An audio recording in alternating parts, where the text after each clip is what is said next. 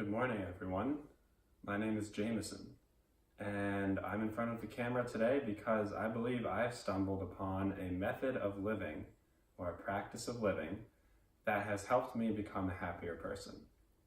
And I believe it can help you become a happier person too if you were to take up the practice, because it involves something which you do just as well as I do. We all have to breathe to stay alive. And yes, the practice of which I'm talking about is the practice of breath.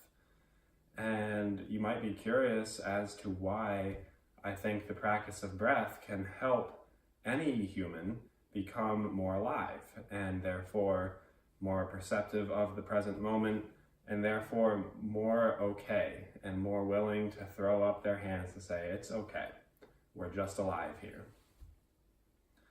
The reason I think all these things is because we have a human body, and it's very easy for this human body to get stuck in the past on moments that we cherish.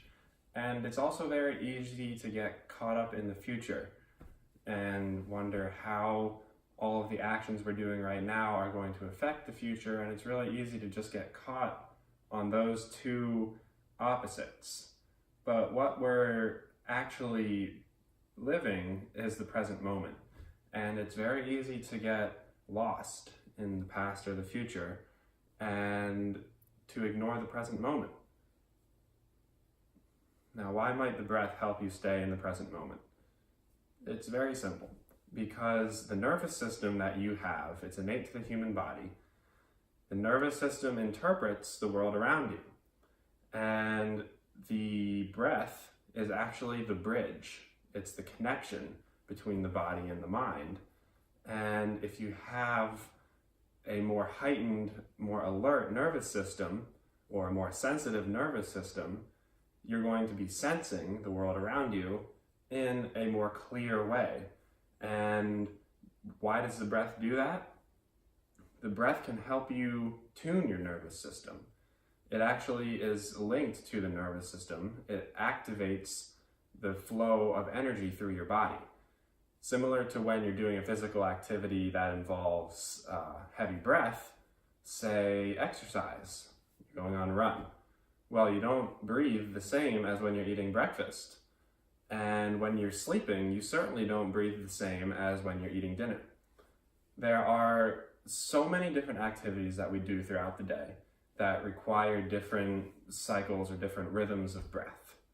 And it's important, I think, to practice this rhythm of breath so that just like any activity, when you practice it, you become better at it.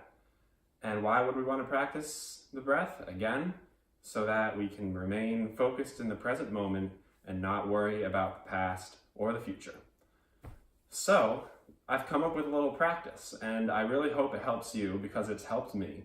And that is to sit in silence and close your eyes. Now, it's not going to be completely silent because you're going to hear two things. If you stick around with me, I'm going to play the drum to a certain rhythm, and you're going to close your eyes and just breathe. And what you're going to do is you're going to bring your attention to your breath. And you're going to start to notice that it's different from the rhythm of the drum, or it could be the same as the rhythm of the drum. But all I want to do is play the drum so that you have a rhythm to compare the rhythm of your breath to. It's it's a beautiful exercise. Within 30 seconds, in fact, you can begin to feel what I'm talking about, this heightened sense of alert receptivity to the world around you. And that's what you want to do. You want to be alert and receptive to the world around you. In other words, you want to notice things, but you don't want to panic when things that are outside of your control change, because so often, in fact, most of what you're living is outside of your control, and you have very limited control over what's going on around you. So don't be surprised when something happens that you couldn't control, but what I want you to be better at, and what I want basically the entire human race to become better at, is to notice and to be receptive of the things that are outside of your control so that you can focus more on what you can do about it. And that's how you solve problems more efficiently. And that's how you live a more healthy, more beautiful life. And we all want to live a more healthy, more beautiful life, don't we?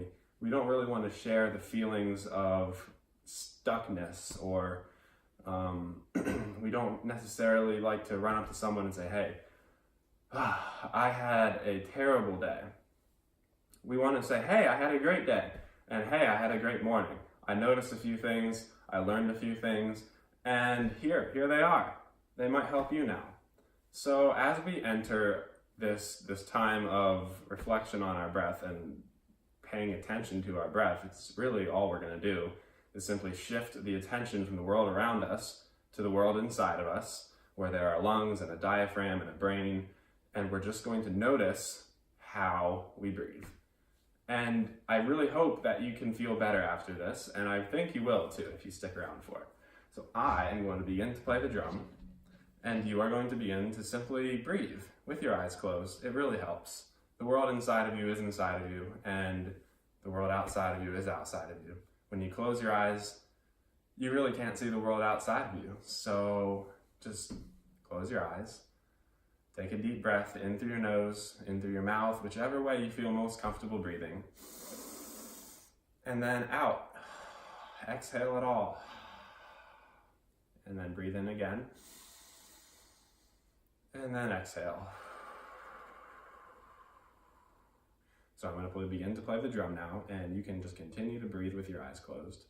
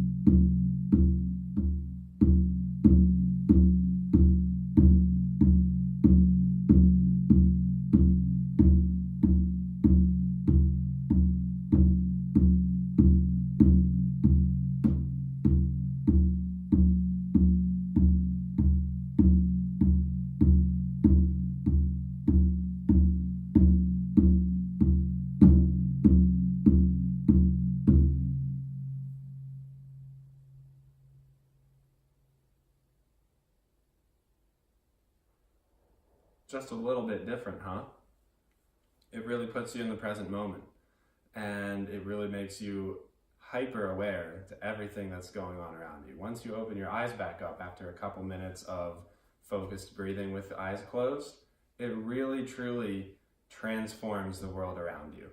And you can, and it's not necessarily transforming the world around you, it's transforming the way that you are perceiving the world around you.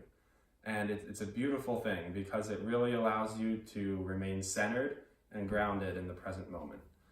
And again, why would we want to remain centered and grounded in the present moment as humans? Simply because it can allow us to focus better. And focus is how things are accomplished.